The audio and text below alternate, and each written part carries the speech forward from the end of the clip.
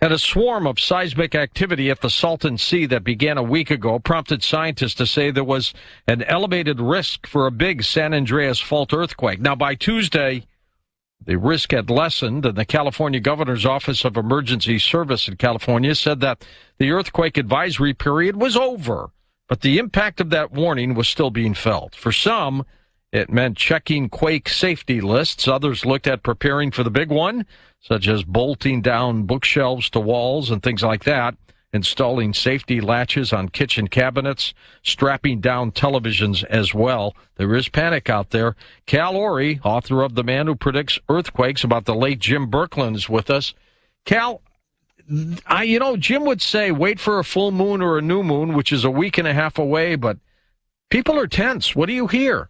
Well, we do have the full moon on the 16th, and then we have another new moon on the 30th. He would say, okay, channeling into our good friend Jim, he's laughing right now. Yes, I do channel. He's saying that October is definitely a shaky month. We know that. Now, I must tell you, the Alum Rock quake in 2007, there was a swarm that day, and I was on an earthquake website, and we actually got our 5.6 quake October 30th.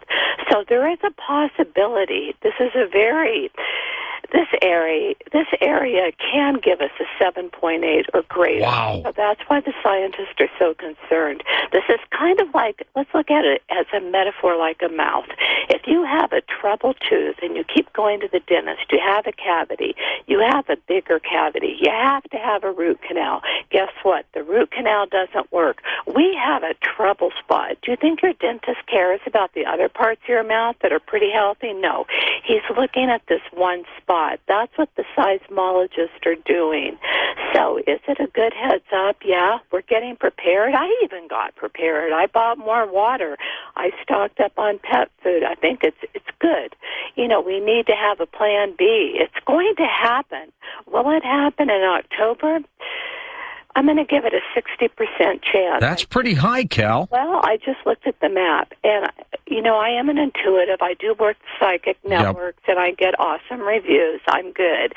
I have to say, I'm starting to get a gut feeling. Oh, boy. One morning, they usually happen early in the morning or late at night. Late at night. That's a Loma Prieta at 5:04, so it can happen anytime. But usually early morning, late at night.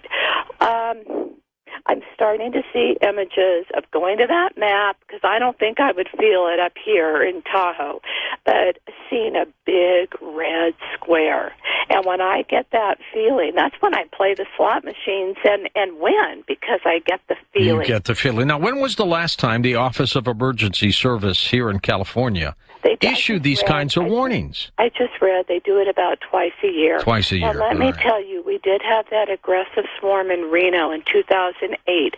I predicted that quake spot on. I think I was on your show a million shows during that time. They had such an aggressive swarm that the governor or mayor of Reno was telling us, hey, prepare. We're going to have a 7.0 or greater. People were calling me from Reno freaking out because they were shallow quakes. Their pets were on Benadryl. Everybody, they were worse than they are right now. It was scary. But you know what? It only ended up into a 4.8, and then it fizzled. So this could fizzle, but we are in the third shakiest state, Alaska, Nevada, California. So it is what it is. All right, Cal, we'll check in with you later. Let's hope everyone's wrong.